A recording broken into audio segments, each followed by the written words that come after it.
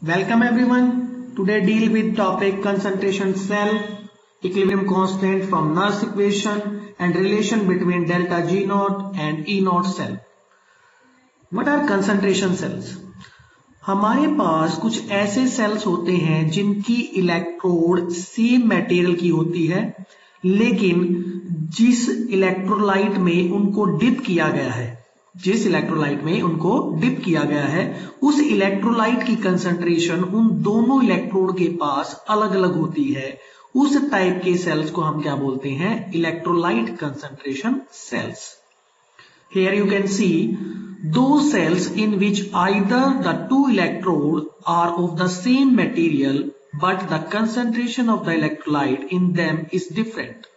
These are called electrolyte concentration cells. Here you can see clearly there are two electrodes which are made up of zinc and they are immersed in zinc sulfate solution and their concentration are different.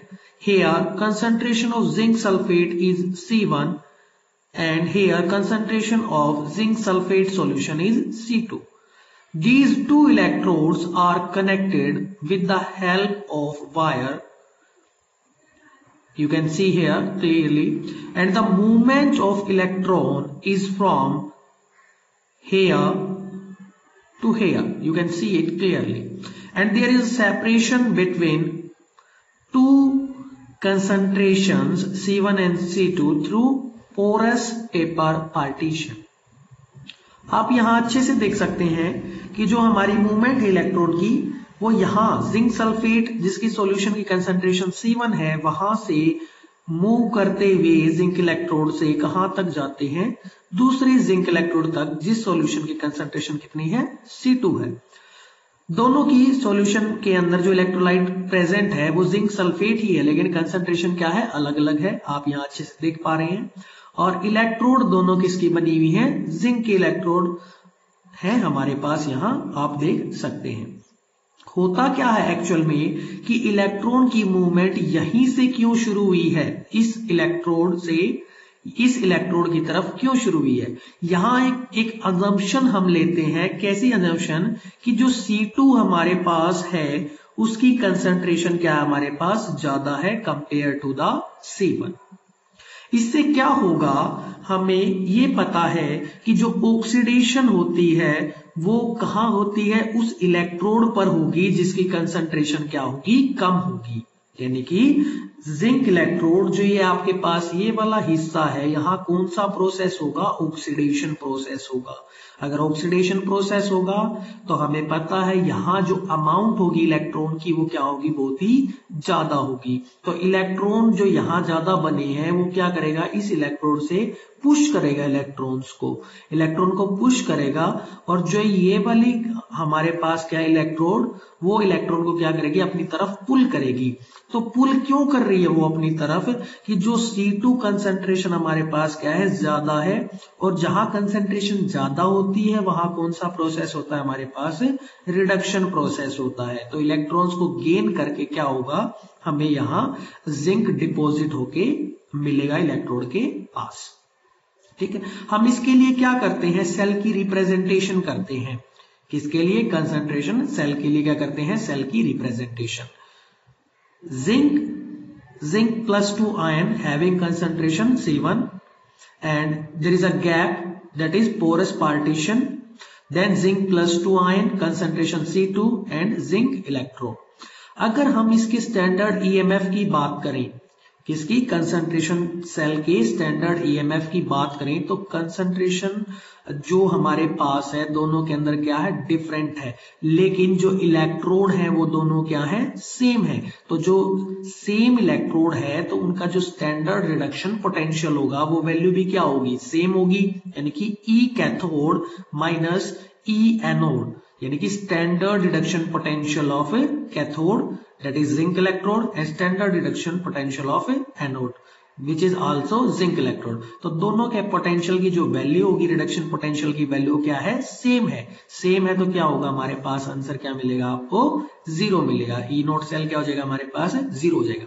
हम इसके लिए क्या करते हैं, Nernst equation apply करते हैं। क्या करते हैं, नर्स्ट इक्वेशन को अप्लाई करते हैं। जैसे नर्स्ट इक्वेशन अप्लाई करते हैं, हमने लास्ट वीडियो लेक्चर में आपने देखा नर्स्ट इक्वेशन से रिलेटेड न्यूमेरिकल्स भी हमने किए हैं। हम अप्लाई करते हैं नर्स्ट इक्वेशन को, क्या मिलता है हमें, total EMF of a cell is equal to standard EMF of a cell minus RT by NF ln zinc plus 2 ion concentration C1, जो हमारे पास कौन सा पार्ट है, एनोड पार्ट की कंसंट्रेशन है, by zinc plus 2 ion concentration C2, जो हमारे पास किसकी है, कैथोड की आयंस की, मेटल आयन की कंसंट्रेशन हमारे पास है। हम क्या करते हैं, ई नॉट सेल की वैल्यू को यहां पुट कर देते हैं और हमें क्या रिजल्ट मिलता है, EMF of a cell is equal to 0 minus 0.0591 by n logarithm C1 by C2। जो जिंक प्लस आयन है वो कॉमन है, इनकी जगह पे मैंने क्या लिख दिया है, डायरेक्ट कंसंट्रेशन को यहां मेंशन कर दिया है, ठीक है। और ये 0.0591 कहां से आया, अगर मैं टेम्परेचर को कितना मान लेता हूं, 298 केल्विन मान लेता हूं। आर की वैल्यू कितनी होती है हमारे पास, कांस्टेंट है 8.314 जूल पर केल्विन पर मोल, और एन हमारे पास क्या है, अभी नंबर ऑफ इलेक्ट्रॉन्स है जो भी एक रिएक्शन के अंदर यूज होते हैं, रिडॉक्स रिएक्शन के अंदर क्या होते हैं, इन्वॉल्व होते हैं, वो क्या हमारे पास नंबर ऑफ इलेक्ट्रॉन है। एफ क्या हमारे पास, फैराडेज कांस्टेंट, जिसकी वैल्यू कितनी है 96500 कोलम। और जब भी हम ln से लॉगरिथम की तरफ जाते हैं तो क्या करते हैं, मल्टीप्लाई बाय 2.303। उन वैल्यू को अगर मैं सोल्व करता हूं तो मेरे को क्या मिलता है, 0.0591 मिलता है। आगे इसको सोल्व करते हैं हम, सोल्व करने पर क्या रिजल्ट मिलता है कि जो हमारा total EMF of a cell है वो किसके इक्वल आता है, 0.059 bye n logarithm C2 by C1। अब आप बोलेंगे कि ये नेगेटिव साइन कहां गया, तो नेगेटिव साइन को क्या किया है मैंने, यूज कर लिया है। कैसे, जो C2 है अगर मैं C2 को ऊपर ले जाऊं तो इसके ऊपर पावर क्या हो जाएगी, -1 हो जाएगी, और C1 कहां आ जाएगा, नीचे आ जाएगा। तो माइनस जो पावर होगी वो क्या होता है, लॉगरिथम टर्म्स में हम क्या कर सकते हैं, उसको आगे उतार सकते हैं। तो माइनस माइनस क्या हो जाएगा, मेरे को प्लस में मिलेगा। तो ये क्या है, कंसंट्रेशन सेल है, उसके लिए क्या है आपका एक्सप्रेशन है किसका, EMF ऑफ अ सेल का। अब हम आगे बात करते हैं किसकी, जो हमें नर्स्ट इक्वेशन को क्या करना है, स्टडी करना है regarding equilibrium constant. Equilibrium constant देखते हैं एक बार, equilibrium constant from Nernst equation. हम क्या करते हैं, एक रिडॉक्स रिएक्शन को ले लेते हैं। किसको लेते हैं, रिडॉक्स रिएक्शन को। एग्जांपल है आपके पास डेनियल सेल। किसका एग्जांपल है ये, डेनियल सेल का। डेनियल सेल में क्या होता है आपके पास, जिंक और कॉपर सल्फेट की रिएक्शन होती है। किसकी फॉर्मेशन होती है, जिंक सल्फेट और कॉपर की। हम इसको क्या करते हैं, 2 हाफ रिएक्शंस में स्प्लिट अप कर लेते हैं, यानी कि सेल की रिप्रेजेंटेशन करते हैं। तो जिंक से क्या मिला हमें, जिंक आयंस मिले हैं। ये कौन सा पार्ट है हमारे पास, एनोड रिएक्शन का, यानी कि ऑक्सीडेशन हाफ रिएक्शन। आप अच्छे से देख रहे हैं क्या हुआ है, 2 इलेक्ट्रॉन्स का लॉस हुआ है, यानी कि ऑक्सीडेशन प्रोसेस यहां हुआ है। Copper ions gains 2 electron to give copper solid. ये कहां होती है रिएक्शन, कैथोड इलेक्ट्रोड पे होती है, और प्रोसेस हमारा कैसा है, रिडक्शन है, यानी कि रिडक्शन हाफ रिएक्शन। दोनों रिएक्शंस को हम क्या कर लेते हैं, ऐड कर लेते हैं। ऐड करने पर क्या होगा, 2 electron cancel out with 2 electron. इस तरह से हमें ओवरऑल रिएक्शन यहां मिल जाएगी। रिप्रेजेंटेशन करेंगे सेल का। जो साल्ट ब्रिज से लेफ्ट वाला पोर्शन होता है वो किसको बताता है हमें, एनोड रिएक्शन को बताता है। वो किसको बताता है, एनोड रिएक्शन। तो एनोड रिएक्शन क्या है हमारी, जिंक से जिंक प्लस 2 आयन की तरफ। और जो हमारा राइट पार्ट होता है साल्ट ब्रिज से, वो क्या बताता है हमें, कैथोड रिएक्शन के बारे में बताता है, जो क्या है कॉपर प्लस 2 कॉपर। ये आपने मेंशन यहां कर दिया। अब हम क्या स्टडी करते हैं, जैसे जैसे हमारे पास रिडॉक्स रिएक्शन शुरू हुई है तो जो जिंक है वो जिंक रोड से किस में आना शुरू हो जाता है, सॉल्यूशन के अंदर आना शुरू हो जाता है as a zinc ion. While अगर हम बात करते हैं जो हमारे पास क्या कॉपर आयंस है, वो क्या करते हैं, इलेक्ट्रॉन्स को गेन करते हैं, और किस में, कॉपर सॉलिड की फॉर्म में डिपॉजिट होना शुरू कर देते हैं। किस पे? कॉपर इलेक्ट्रोड से। जो हम ऑब्जर्व करते हैं क्या कि जो सल्फेट आयंस है हमारे पास वो क्या करना शुरू कर देते हैं? मूव करना शुरू कर देते हैं जिंक सल्फेट सॉल्यूशन की तरफ। किसकी हेल्प से? साल्ट ब्रिज की हेल्प से, जो क्या कंटेन करता है हमारे पास? इनर्ट इलेक्ट्रोलाइट होता है। किसका? पोटेशियम सल्फेट का।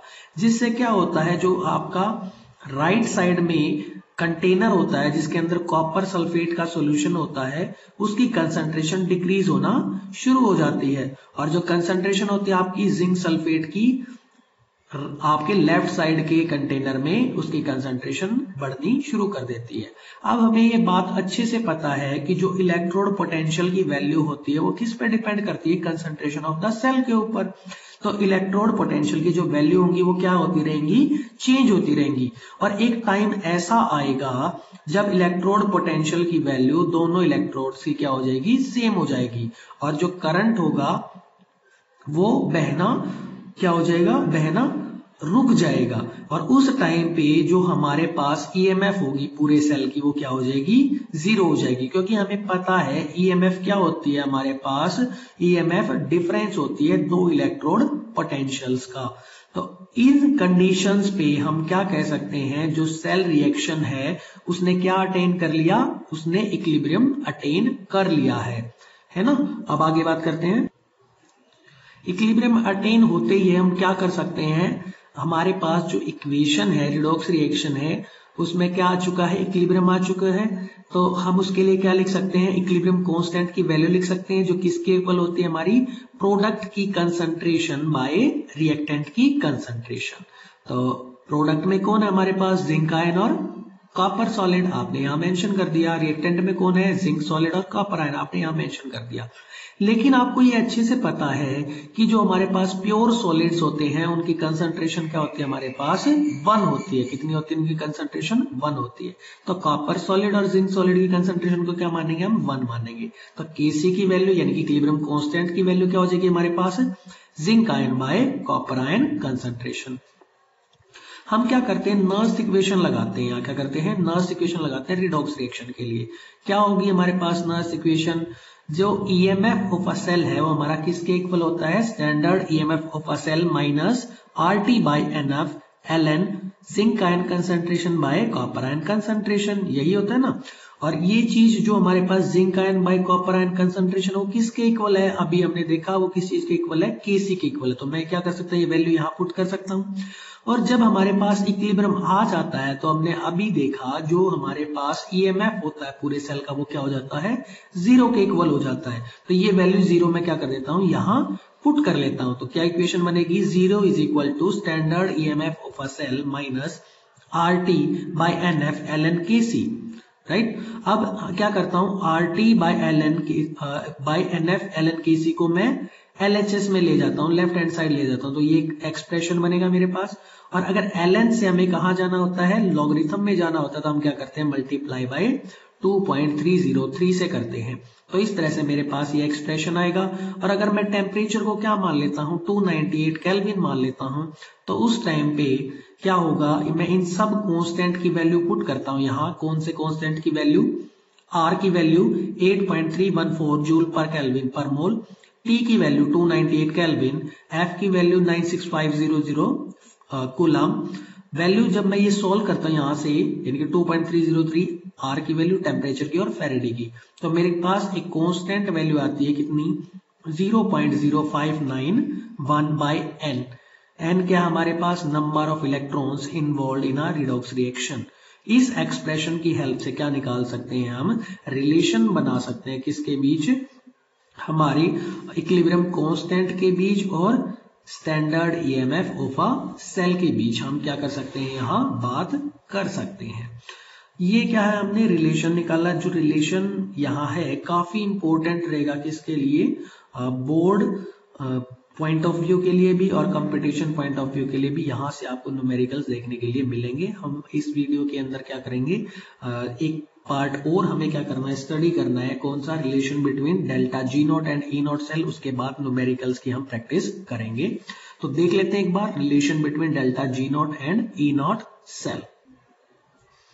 Here you can see, जब भी हमारे पास कोई केमिकल रिएक्शन होती है तो उसमें इलेक्ट्रिकल एनर्जी क्या होती है, प्रोड्यूस होती है।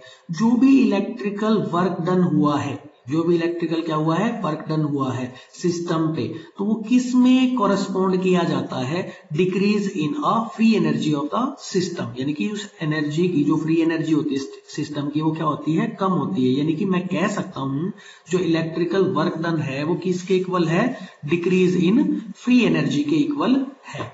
ठीक है, और हमें अच्छे से पता है कि जो हमारे पास इलेक्ट्रिकल वर्क डन होता है वो किसके इक्वल होता है, हमारी जितनी भी इलेक्ट्रिकल एनर्जी प्रोड्यूस की है किसने, एक केमिकल सेल ने।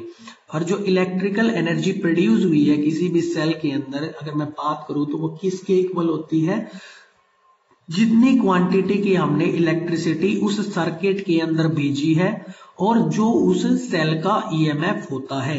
तो मैं कह सकता हूं कि जो इलेक्ट्रिकल वर्क डन है वो किसके इक्वल होता है, इलेक्ट्रिकल एनर्जी प्रोड्यूस के इक्वल होता है। और जो इलेक्ट्रिकल एनर्जी बनती है वो किसके इक्वल होती है, हमारे पास जितनी इलेक्ट्रिसिटी हमने भेजी है इनटू जो उस सेल का क्या है, ईएमएफ है।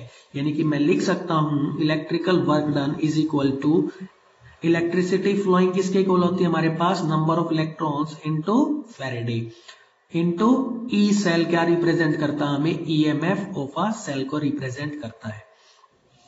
अब हमें पता है जो सिस्टम है उसकी जो एनर्जी है वो क्या हुई है, डिक्रीज हुई है। क्या हुई है, उसकी एनर्जी डिक्रीज हुई है। तो जो डेल्टा जी की वैल्यू होगी वो क्या आएगी हमारे पास, वो नेगेटिव होगी। डेल्टा जी की वैल्यू क्या होगी, नेगेटिव होगी। तो मैं लिख सकता हूं delta G is equal to minus N F E cell. जब भी हम क्या करते हैं, किसी को स्टैंडर्ड फॉर्म में कैलकुलेट करते हैं, यानी कि डेल्टा जी नॉट क्या है, अब यहां रिप्रेजेंट कर रहा है आपको स्टैंडर्ड फ्री एनर्जी चेंज को रिप्रेजेंट कर रहा है। तो फ्री जो स्टैंडर्ड फ्री एनर्जी चेंज है उसको कैलकुलेट करने के लिए क्या चाहिएगा हमें, जो हमारे पास ईएमएफ है वो भी कैसी होनी चाहिए, वो भी स्टैंडर्ड होनी चाहिए। और ईएमएफ स्टैंडर्ड कैसे निकलती है, अगर हम क्या लेते हैं, हम स्टैंडर्ड रिडक्शन पोटेंशियल्स की हेल्प से क्या निकालते हैं, standard EMF of a cell निकालते हैं। अभी लास्ट एक्सप्रेशन में आपने पढ़ा जिसमें क्या था, हमारे पास नर्स इक्वेशन अप्लाई की थी हमने, किसके ऊपर, इक्विलिब्रियम कांस्टेंट के ऊपर अप्लाई की थी। तो हमारे पास एक्सप्रेशन था standard EMF of a cell is equal to 2.303 RT by NF log Kc।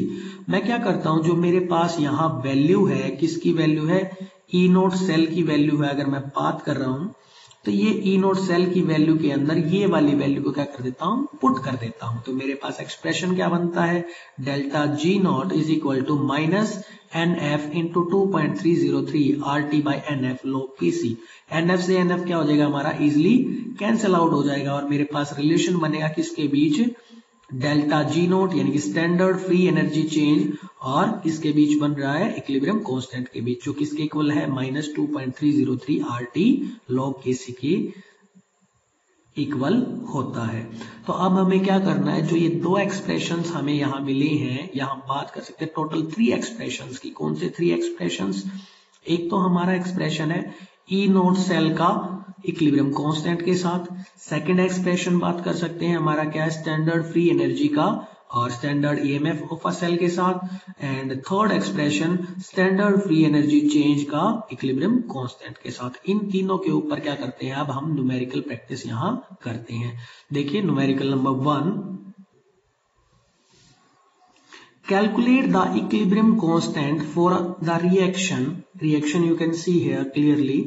Copper है आपके पास और सिल्वर के आयंस है, रिडॉक्स रिएक्शन है, कॉपर +2 आयन मोल में मिलता है और सिल्वर डिपॉजिट मिलता है, और उनके क्या है, स्टैंडर्ड रिडक्शन पोटेंशियल्स की वैल्यू आपको दे रखा है और वो क्या चाहता है, आपको इक्विलिब्रियम कांस्टेंट निकालना है। क्या निकालना है, इक्विलिब्रियम कांस्टेंट निकालना है।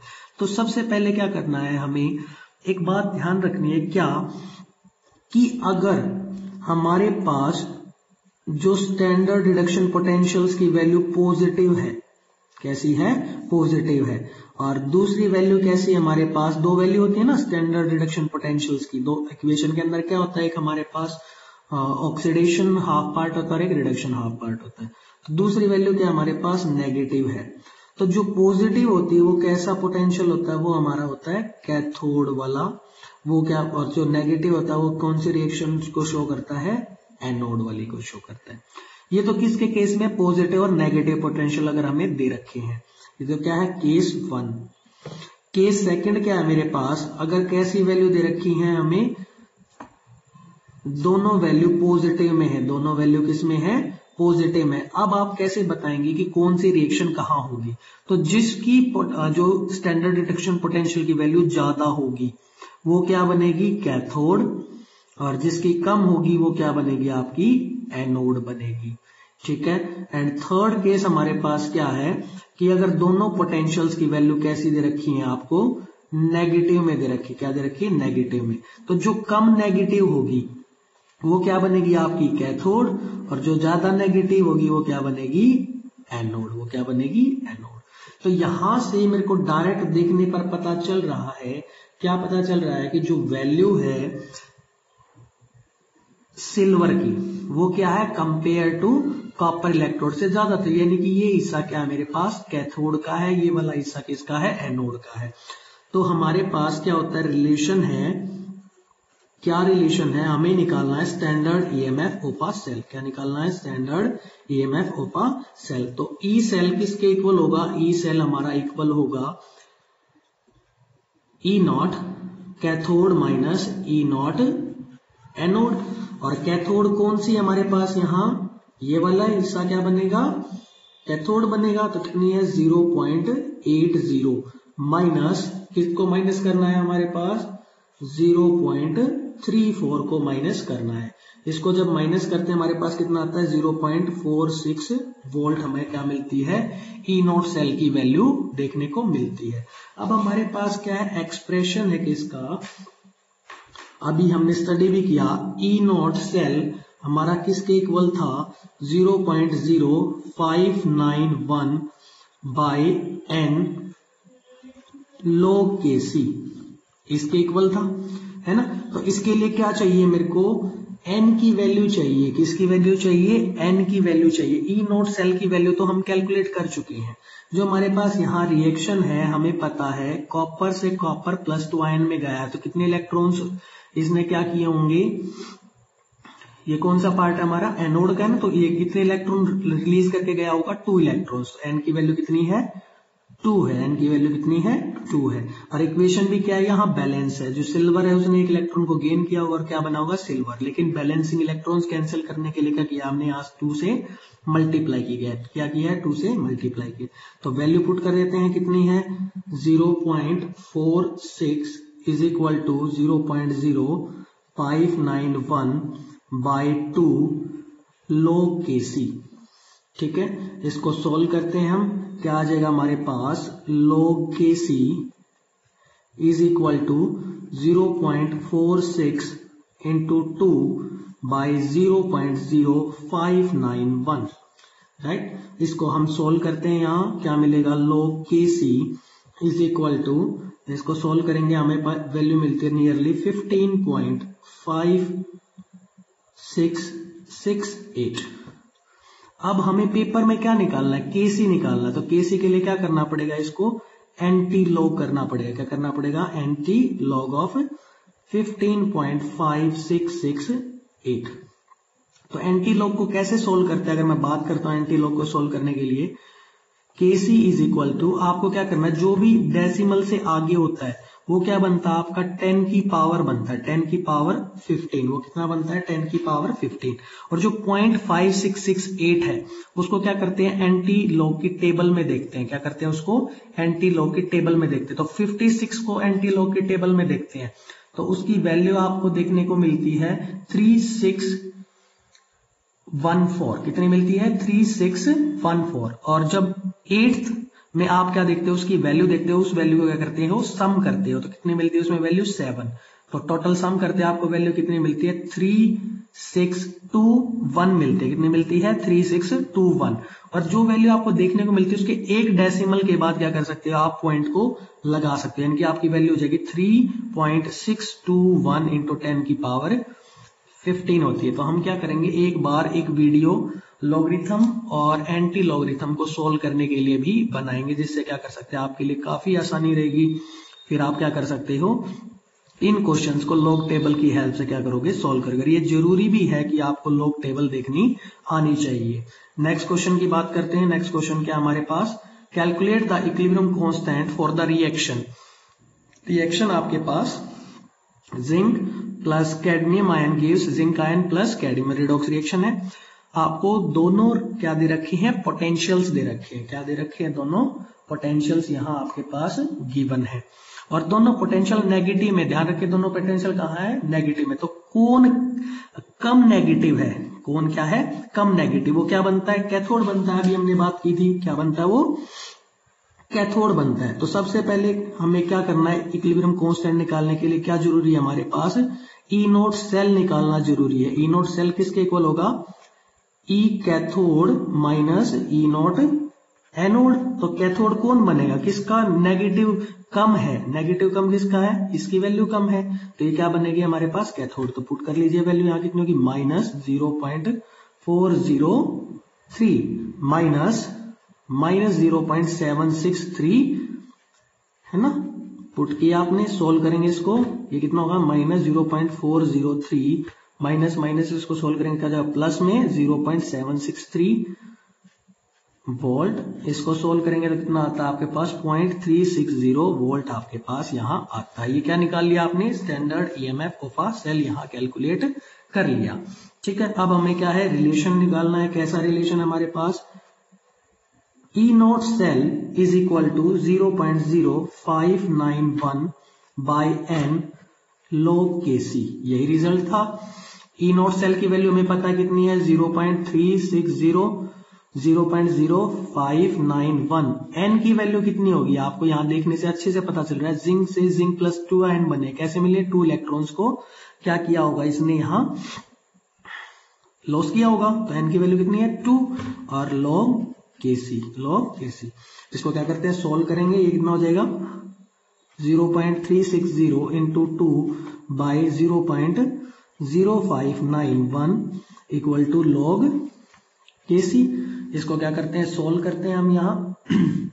कितनी वैल्यू हो जाएगी, ये 0.360 इंटू 2 है तो कितना हो जाएगा 0.720 हो जाएगा। कितना हो जाएगा, यहां सोल्व कर लेते हैं। log Kc is equal to 0.720 by 0.0591। इसको सोल्व करते हैं, कितना आता है ये हमारे पास 12.1827 log Kc। तो Kc की वैल्यू क्या होगी, एंटी लॉग ऑफ 12.1827। तो जो पावर इससे आगे होता है डेसिमल से हिस्सा, वो क्या बनता है 10 की पावर 12 बनता है। और 1827 की जब हम वैल्यू देखते हैं तो हमें कितनी मिलती है, नियरली 1.517 वैल्यू हमें देखने को मिलती है। इस तरह से क्या कर सकते हैं, हम इस क्वेश्चन को यहां सोल्व कर सकते हैं। अब हम बात करते हैं नेक्स्ट न्यूमेरिकल की, numerical number 3। Calculate the equilibrium constant for the following reaction at 298 kelvin. Copper solid plus Cl2 gives copper chloride. R की वैल्यू दे रखी है और हमें क्या दे रखे हैं, रिडक्शन पोटेंशियल्स दे रखे हैं, किसके, कॉपर के और क्लोरीन के। इस रिएक्शन को सोल्व करने के लिए आप बोलेंगे कि हमारे पास तो कंप्लीट रिएक्शन है ही नहीं, हम देख ही नहीं सकते क्या कि कौन सी ऑक्सीडेशन हाफ रिएक्शन और कौन सी रिडक्शन हाफ रिएक्शन है। तो रिएक्शन इसी के बीच छिपी हुई है, हमें क्या करना पड़ेगा, उसको ढूंढना पड़ेगा। कैसे ढूंढते हैं कि हमें अच्छे से पता है, यहाँ पोटेंशियल देख के भी पता चल रहा है कि इसका पोटेंशियल कितना हमारे पास 0.34 और इसका पोटेंशियल कितना 1.36। तो जिसका रिडक्शन पोटेंशियल ज्यादा होता है वो क्या बनती है, कैथोड, और जिसका कम होती है वो क्या बनती है, एनोड। यानी कि कॉपर से क्या मिला है, कॉपर प्लस 2 आयन मिला, कैसे मिला होगा, 2 इलेक्ट्रॉन को लूज करके मिला होगा। ये कौन सी रिएक्शन होगी हमारे पास, एनोड की होगी। कौन सी होगी, एनोड की। और क्लोरीन से क्या मिला है, क्लोरीन आयन मिलेंगे, है ना, क्लोरीन आयन। तो कितना, 0 से -1 पे गया है, 0 से कहां तक गया है, -1 से गया। तो कितने इलेक्ट्रॉन को गेन किया है, 1 इलेक्ट्रॉन को गेन किया। लेकिन है कितने यहाँ, 2 क्लोरीन, तो कितने हो जाएंगे, 2 इलेक्ट्रॉन। कितने हो जाएंगे, 2 इलेक्ट्रॉन। इक्वेशन क्या हमारे पास, बैलेंस है। इलेक्ट्रॉन से इलेक्ट्रॉन क्या हो जाएंगे आपके, कैंसिल आउट हो जाएंगे। ये कैथोड है। तो क्या रिएक्शन मिली आपको, Cu plus Cl2 gives Cu है ना, गिव्स CuCl2। इस तरह से आपको ये इक्वेशन मिलती है। तो ये इक्वेशन क्या थी, आपकी छिपी हुई थी, आपको इसको क्या करना था, ढूंढना था। तो क्या कर सकते हैं, अब हम ई नोट सेल निकाल सकते हैं। ई नोट सेल क्या होगा हमारे पास, ई कैथोड माइनस ई एनोड, और कैथोड कौन सी है, क्लोरीन। क्लोरीन की वैल्यू कितनी है 1.36 वोल्ट माइनस एनोड की कितनी है 0.34 वोल्ट। इसको क्या करते हैं, हम यहाँ सोल्व करते हैं। सोल्व करने पर कितना मिलता है 1.02 वोल्ट हमें यहाँ मिलता है।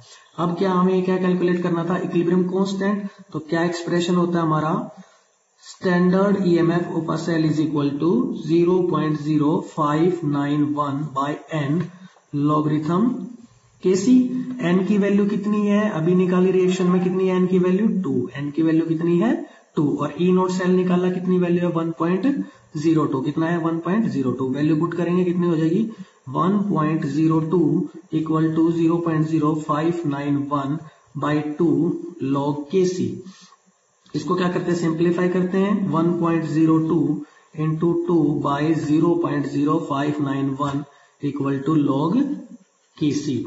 ठीक है, इसको सिंप्लीफाई करते हैं, हमारे पास क्या आता है, log Kc is equal to, value को सोल्व करते 34.5178, और जो ये यहाँ होता है डेसिमल से वो क्या बनता है, पावर बनता है 10 की पावर 34, और 51 का क्या देखना है, 7th में हमें क्या करनी है, वैल्यू स्टडी करनी है।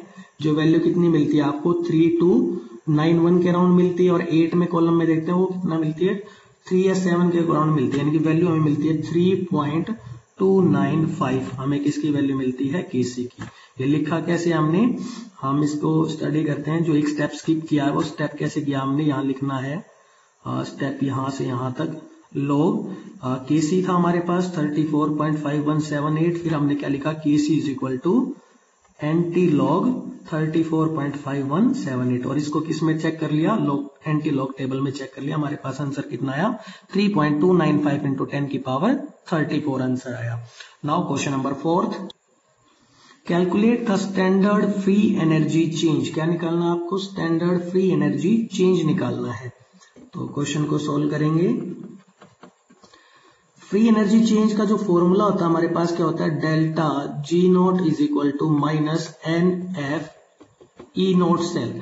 तो अभी हमें क्या जरूरत पड़ेगी, सबसे पहले E नोट सेल निकालने के लिए क्या चाहिए, हमें पता होना चाहिए E नोट सेल निकालने के लिए, E नोट सेल किसके इक्वल होता है हमारा, E cathode minus E anode के इक्वल होता है ना। तो कैथोड और एनोड का पता होना चाहिए, तो ये क्या है पॉजिटिव वैल्यू, ये क्या हमारे पास नेगेटिव वैल्यू है। तो हमें पता है कैथोड कौन बनेगा, ये वाली चीज क्या बनेगी हमारी कैथोड बनेगी, और ये वाली चीज क्या बनेगी एनोड। तो वैल्यू पुट करेंगे 0.34 माइनस 0.76 वोल्ट पुट की, इसका जब सम करते हैं तो हमें कितना मिलेगा 0.34 प्लस 0.76, सोल्व किया कितना मिला 1.10 वोल्ट। और अब वैल्यू हमें क्या करनी है, delta G not is equal to minus F कितना होता है 96500, और ई नोट सेल की वैल्यू कितनी है 1.10। बच गया क्या अब हमारे पास नंबर ऑफ इलेक्ट्रॉन्स। तो नंबर ऑफ इलेक्ट्रॉन्स कितने हैं हमें अच्छे से पता है, जिंक से जिंक प्लस 2 आयन में जब गया है प्रोसेस, तो एनोड का प्रोसेस है, ऑक्सीडेशन रिएक्शन है, तो कितने इलेक्ट्रॉन्स रिलीज करके गया, एन की वैल्यू कितनी होगी 2, एन की वैल्यू कितनी होगी 2, तो यहाँ पुट कर देंगे 2। इसको क्या कर लेंगे हम, सोल्व कर लेंगे, तो हमें कितना मिलती है इसकी वैल्यू, सोल्व करने पर वैल्यू मिलेगी हमें माइनस 212,300 जूल पर मोल। इसको क्या कर सकते हैं, कन्वर्ट कर सकते हैं किलो जूल में, तो कितना हो जाएगा 1000 से डिवाइड करने पर कितना मिल जाएगा हमें, माइनस 212.300 किलो जूल, है ना, कितना मिल जाएगा kilo joule mole inverse, mole inverse में मिलता है। ठीक है, इस तरह से क्या कर सकते हैं, इस क्वेश्चन को हम सोल्व कर सकते हैं, जो इसकी यूनिट है। अब क्वेश्चन नंबर 5 की बात करते हैं। Question number 5, the cell in which following reaction occurs, एक सेल है जिसमें ये रिएक्शन होती है, और आपको क्या दे रखा है उसने, ईएमएफ, स्टैंडर्ड ईएमएफ की वैल्यू क्या कर रखी है, दे रखी है, और क्या पूछ रहा है आपको क्या निकालना है यहाँ पे, जो हम बात कर रहे हैं हमारे पास आपको कैलकुलेट करना है स्टैंडर्ड गिब्स फ्री एनर्जी और इक्विलिब्रियम कांस्टेंट निकालना है। क्या करना है? स्टैंडर्ड फ्री एनर्जी और इक्विलिब्रियम कांस्टेंट यहां निकालना है ना। तो सबसे पहले क्या करते हैं, हम रिएक्शन को स्प्लिट अप कर लेते हैं। 2 हाफ रिएक्शंस में स्प्लिट अप किया कैसे? जो हमारा Fe+3 है से Fe कहाँ गया है? +2 में गया है। कहाँ गया है? Fe+2 में गया है, यहां दिखाई दे रहा है हमने। तो +3 से +2 में कैसे जा सकता है वो? अगर क्या करे, एक इलेक्ट्रॉन को गेन करेगा, है ना। तो ये कौन सा प्रोसेस हुआ जिसमें गेन होता है? रिडक्शन। और कौन सी इलेक्ट्रोड हुई? हमारी कैथोड हुई, है ना। और अभी क्या हमारे पास यहाँ I नेगेटिव है। I नेगेटिव कहाँ गया है? I2 में गया है, यानी कि -1 से 0 में गया। कहाँ गया है? -1 से 0 में। तो कितना लिबरेशन किया है? 1 इलेक्ट्रॉन। लेकिन यहाँ है कितनी आयोडीन? 2 आयोडीन। तो 2 आयोडीन के लिए कितने इलेक्ट्रॉन हो जाएंगे? 2 इलेक्ट्रॉन हो जाएंगे। तो क्या करते हैं, इक्वेशन को बैलेंस करने के लिए क्या करना पड़ेगा? हमें यहाँ मल्टीप्लाई बाय 2 करना पड़ेगा, मल्टीप्लाई बाय 2। और इक्वेशन को क्या करते हैं आप? कंबाइन। तो क्या मिलेगा हमें?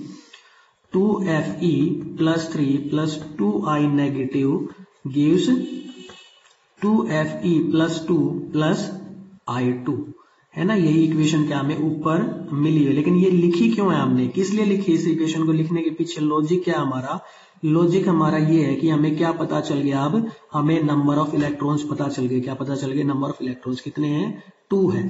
तो अब क्या करेंगे, हमारे पास रिलेशन है डेल्टा G0 = -NFE0 सेल, है ना। यही रिलेशन है। तो n की वैल्यू कितनी है? 2। फेरेडे कितना होता है? 96500 कूलम। और E0 सेल की वैल्यू क्वेश्चन में दे रखी है, कितनी दे रखी है? 0.236 वैल्यू हमें दे रखी है। इसको क्या करते हैं हम? सोल्व करते हैं। हमें वैल्यू कितनी मिलती है? -45.55 किलो जूल पर मोल हमें वैल्यू मिलती है। लेकिन इसने यहीं तक स्टॉप नहीं किया क्वेश्चन को। इसने क्वेश्चन में क्या बोल रखा है आपको? इक्विलिब्रियम कांस्टेंट भी निकालना है। क्या निकालना है? इक्विलिब्रियम कांस्टेंट भी निकालना है। तो हमारे पास क्या होता है? फॉर्मूला होता है delta G0 = -2.303 RT log Kc, है ना। ये फॉर्मूला है। तो वैल्यू को क्या कर देते हैं? यहाँ पुट कर लेते हैं। कितनी वैल्यू है? -45.55 ये वैल्यू है हमारे पास किसकी? डेल्टा G की। डिवाइड में -2.303 R की वैल्यू कितनी होती है? 8.314। टेम्परेचर इसने मेंशन कर रखा है, कितना है? 298 केल्विन मेंशन है।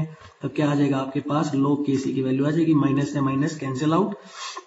तो जो log Kc की वैल्यू है, यहाँ जब स्टडी करते हैं log Kc की वैल्यू आती है आपके पास 7.983। जब इसको क्या करते हैं आप? सोल्व आउट करते हैं, इतनी वैल्यू आती है। तो Kc की वैल्यू के लिए क्या चाहिए आपको? Anti log of 7.983। तो जो आगे होता है वो क्या बनता है? पावर बनता है 10⁻7 हो गया। 983 को जब आप क्या करते हो? लॉग टेबल में स्टडी करते हैं, इसकी वैल्यू मिलती है 9.616 मिलती है। तो Kc की वैल्यू को आप इस तरह से क्या करते हो? सॉल्व आउट कर सकते हो। नाउ क्वेश्चन नंबर 6, जो ये क्वेश्चन था आपका वो क्या है? एनसीईआरटी का भी है और एग्जाम में भी कई बार पूछा गया है। अब क्वेश्चन नंबर 6 की बारी है। एक बटन सेल है जिसका इस्तेमाल करते हैं हम वॉचेस में और अदर जगह पे भी, अदर डिवाइसेस में भी इसका इस्तेमाल करते हैं। रिएक्शन है आपकी जिंक के बीच और सिल्वर ऑक्साइड के बीच, जो क्या देता है? जिंक आयन देता है और सिल्वर डिपॉजिट होता है। ठीक है। आपको क्या डिटरमाइन करना है? E0 सेल निकालना है, standard EMF of a cell निकालना और डेल्टा G0 निकालना है। और आपको क्या दे रखे हैं? उनके पोटेंशियल्स दे रखे हैं। बट यहाँ एक बात ध्यान रखने के लायक है। क्या ध्यान रखना कि जो ये पोटेंशियल हमें दे रखा है वो क्या है? Oxidation potential. वो क्या दे रखा है यहाँ पे? Oxidation potential. तो रिडक्शन पोटेंशियल जब हम लिखेंगे, इसका रिडक्शन पोटेंशियल क्या होता है? जब इसके लिए रिडक्शन पोटेंशियल लिखेंगे वो क्या होता है? इसका जस्ट अपोजिट है, यानी कि -0.76 वोल्ट हो जाएगा। कितना हो जाएगा? -0.76 वोल्ट। बस यही क्वेश्चन में क्या है? एक टेक्निकल पॉइंट था।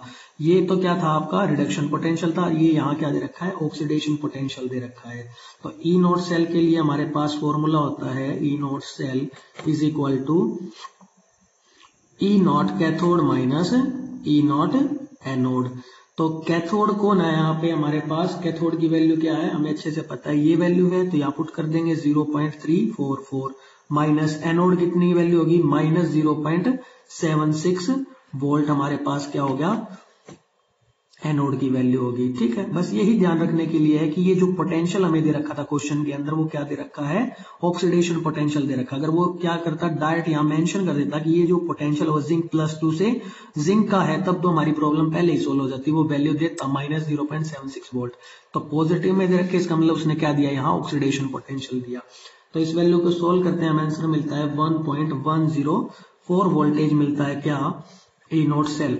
अब हमें क्या निकालना है, डेल्टा जी नोट, है ना, यानी कि स्टैंडर्ड क्या निकालना है, स्टैंडर्ड गिव्स फ्री एनर्जी चाहिए, जो किसके इक्वल होता है, -NF ई नोट सेल के इक्वल होता है। तो -n की वैल्यू कितनी है, दिख रही है आपको, 2 वैल्यू है, नंबर ऑफ इलेक्ट्रॉन फेरेडे कितना है, 96500 कूलम, ई नोट की वैल्यू निकाल लिया आपने कितनी, 1.104। जब इसको क्या करते हो आप, सोल्व आउट करते हो, आपको वैल्यू मिलती है इसकी -2.13 इंटू 10 की पावर 5 जूल मिलती है। इस तरह से क्या कर सकते हो आप, डेल्टा जी नोट की वैल्यू को कैलकुलेट कर सकते हैं। आई होप आपको ये वीडियो काफी पसंद आई होगी, और हमने क्या किया, इसके अंदर न्यूमेरिकल पोर्शन को भी डिस्कस किया, और कैसे एक रिलेशन बनाया किसके बीच, डेल्टा जी नोट के बीच बात कर सकते हैं और इक्विलिब्रियम कांस्टेंट के बीच, तो उसकी भी हमने इसके अंदर क्या किया है, एस्पेक्ट को देखा है। जो नेक्स्ट हमारी क्या होगी वीडियो होगी, वो किसके रिगार्डिंग होगी, कॉमर्शियल सेल्स के रिगार्डिंग होगी। Thank you very much.